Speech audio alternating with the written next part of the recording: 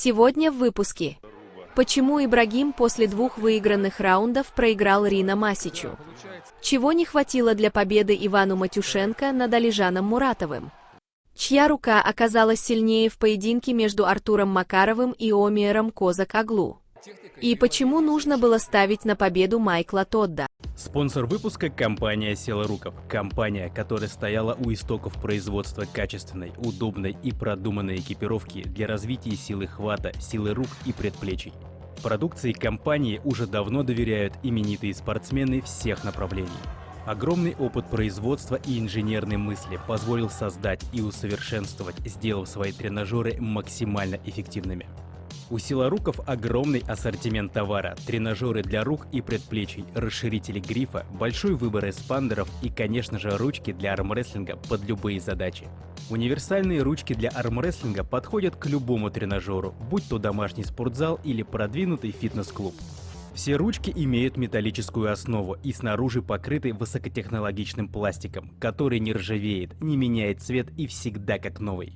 В ассортименте имеются ручки с разными насадками, цилиндр, конус, эксцентрик и многими другими. Также есть блоки, приставки к столу и, конечно же, сами столы для армрестлинга. Продукцию компании Силаруков можно заказать на сайте silarukov.rf, есть доставка по России. Также у компании Силаруков есть канал на YouTube, группа ВКонтакте и оффлайн-магазин в Москве. Добро пожаловать! Все ссылки на наших друзей мы оставляем в описании к видео.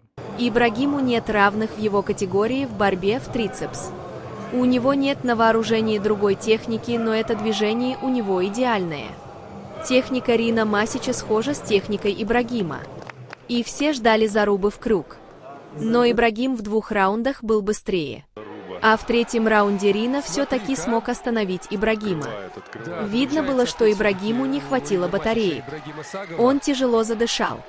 А Рина как будто даже не вспотел.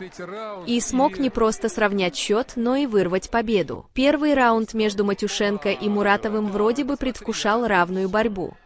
Но Алижан доказал всем, что у него сейчас один из сильнейших крюков в мире. И победил с разгромным счетом 4-0. Иван после матча сказал, что ему не хватило бокового движения. Или же силы в пронации. Но Матюшенко был очень близок к победе. И если он наберет еще 15% физухи, он запросто сможет составить конкуренцию Муратову. А как считаешь ты? Напиши в комментариях.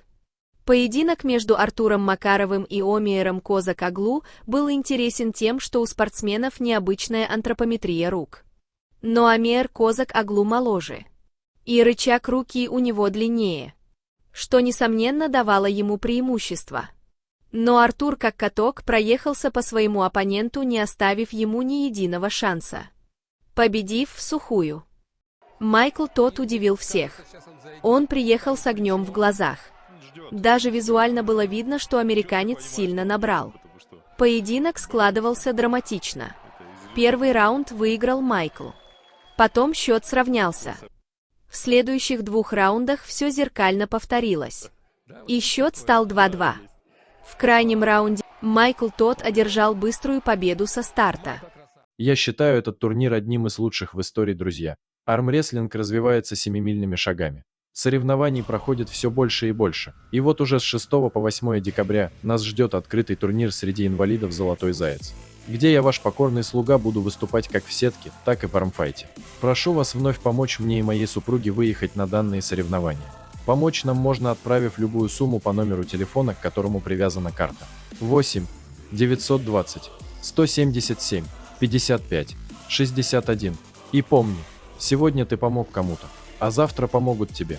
На этом все. Подписывайтесь на канал, ставьте лайк, если понравился ролик, и пишите свои комментарии. Я все читаю. Для вас работал чемпион мира по пара-армрестлингу Зинатуллин Руслан.